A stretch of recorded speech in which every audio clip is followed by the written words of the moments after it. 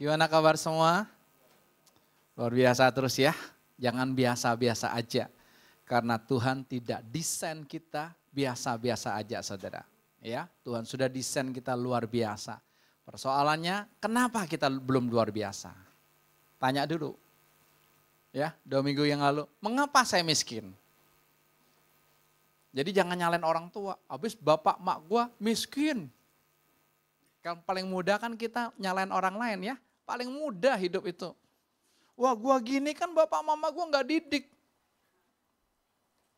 Ya, kemarin saya ketemu dengan seseorang, ya masih muda lah, OKB gitu loh. Mau sengak-sengak dengan saya gitu. Mau galak-galakan dengan saya urusan per RT-an gitu loh. Ya, lalu saya tunjukin aja, lu jangan berlagu bro. Hatimu terluka, langsung cep, langsung ciut loh. Ciut. Langsung saya ngomong hatimu terluka, langsung ciut. Tadinya galak gitu loh. Kayak gue mau ditelen aja gitu. Ya, lalu ciut, lalu dia bilang gini, betul pak, saya ini tidak dapat didikan dari orang tua. Makanya saya bilang, kamu baru sukses sedikit aja kayaknya orang lu mau makanin kan. Orang semua kamu tantang kan. Iya pak, saya tantang kayak gitu. Enggak ada gunanya saya bilang gitu. Sampai dia, makasih loh pak, makasih loh pak. Sampai WA saya, makasih loh pak, bapak bisa kasih banyak. Saya bilang bukan saya kok, gak ada urusannya. Cuman kita kok bisa ketemu aja, saya bilang kemarin sore. Saya habis drop si cepat, saya muter, saya ketemu dia gitu. Oke, sekarang hidup kita tuh jangan seperti itu, ya. Kita berdinamika dengan Tuhan, saya bilang itu. Ya, makanya hidup orang tuh serba sulit. Ya. Miskin, hidupnya merana. Tapi yang kaya pun saudara, hidupnya belagu. Betul enggak? Jadi udah lupa semuanya gitu. Enggak bisa juga ya. Jadi Tuhan kadang-kadang juga bingung loh sama kita. Gua kasih dia miskin, dia teriak-teriak terus, dia merana. Gua kasih dia kaya, dia lupa sama gua. Betul? Dia cuma mau duitnya aja, sama Tuhannya ditendang. Itu yang terjadi kan. Saudara, ingat hidup kita, ya. Kalau dalam kitab Wahyu 2, Wahyu 3 itu diceritakan ada 7 jemaat. Efesus, Tiatira, Pergamus, Laodikia, oke, dan lain-lain saudara. Itu ada di Turki sekarang. Dan 7 jemaat ini saya melihat, selalu ada 2 kalimat yang 7-7-nya ada. Pertama, barang siapa bertelinga, hendaklah ia mendengar apa yang dikatakan Roh kepada jemaat-jemaat. Saudara, barang siapa bertelinga. Saudara kalau baca ayat itu, saudara tersinggung enggak? Hah? Benar bro. Jangan asbun. Enggak tersinggung, kita lewat aja. Kenapa?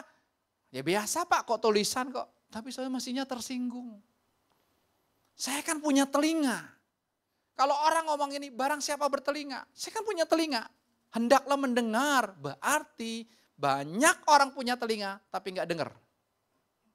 Atau pura-pura enggak dengar. Atau sama sekali tidak mau dengar. Betul? Berapa banyak suami tidak mau dengar perkataan istri? Gak usah angkat tangan.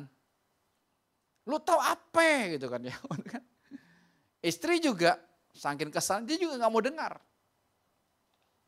Ya, nah, kalau suami istri begini, bahaya saudara. Bahaya, nanti suami bisa dengar teman ceweknya. Nanti suami bisa dengar rekan bisnis ceweknya saudara. Itulah nanti awal perselingkuhan. Ingat ya. Berapa hari yang lalu Tuhan ungkapkan kepada saya satu kalimat yang bagi saya, wow. Kata kudus. Saudara tahu kata kudus itu asal katanya dari apa? Kados. Kados itu artinya dipisahkan. Saya baru oh saya ini ternyata apa? Saudara mau berusaha kudus sendiri gak bisa. Oh ternyata Tuhan yang pisahkan saya. Kita gak bisa berusaha kok. Tuhan yang pisahkan. Sama saya dipisahkan, istri saya juga dipisahkan. Alias apa? Kami ini gak punya teman. Aneh kan? Saya pendeta, saya pernah menjabat sebagai wakil ketua BPD selama 4 tahun. Di bawah saya ada 800 pendeta, saya bawahi, saya nggak punya teman. Iya, saya nggak ada chatting-chatting sama pendeta ini, pendeta itu, share. Nggak ada, termasuk istri saya. Makanya kalau kami pergi kok berdua aja. Oh, dipisahkan, kados. Tuhan yang kerjaan itu. Kita nggak bisa, saudara. Oke, kita kembali kita Wahyu tadi. Barang siapa bertelinga, hendaklah mendengar apa yang dikatakan Roh. Ayo kita buka telinga kita, bukan hanya telinga jasmani, telinga rohani kita buka. Kalau Tuhan ngomong sesuatu jangan cuek. Responi. Jangan sampai nanti Tuhan sudah tidak mau ngomong lagi. Istri-istri jangan sampai nanti suamimu udah gak mau ngomong lagi. Enak gak didiemin? Hah? Enak gak? Suami istri kalau berantem diam-diaman enak? Hana enak? Hah? Enak Pak, tambah lama tambah seru. Betul? Edi enak? Enggak kan? Wah itu senjata istri atau senjata suami diamin pasangan itu senjata loh. Untuk dia menyerah. Tapi itulah tipuan setan kan. Yuk kita punya telinga dengar. Kalau 2 minggu Tuhan ngomong saudara tentang kemiskinan. Saudara dengar itu. Kok kenapa saya miskin terus ya? Berarti apa? Ini kan mindset. Ininya berubah saudara, duit datang. Tapi kalau ini nggak berubah, ya akan miskin terus. Makanya kan orang miskin tambah miskin. Orang kaya tambah kaya terus kan, betul gak? Nggak adil ya Tuhan ya. Yang kedua saudara di kitab Wahyu itu selain dikatakan barang siapa bertelinga. Yang kedua barang siapa menang. 7-7-nya ada. Hanya kadang-kadang barang siapa menang duluan, siapa bertelinga belakangan terakhir. Atau siapa bertelinga di atasnya, barang siapa menang di bawahnya. Saudara. Kalau Tuhan bilang barang siapa menang, berarti di dalamnya ada apa? Yek, ada apa? Barang siapa menang, di dalamnya ada apa? Ada musuh. Oke. Oke, tepat. Belum pas. Kira-kira apa? Emi, barang siapa menang, berarti ada apa di dalamnya? Wah, keren. Kasih tepuk tangan dong saudara. Tadi pagi jawabnya, barang siapa menang? Pak ada yang kalah. Ya gua tahu. Yang ada menang, ada kalah. Ya betul. Tapi kan ada pertandingan. Ada perlombaan. Ini loh yang kita tuh gak sadari.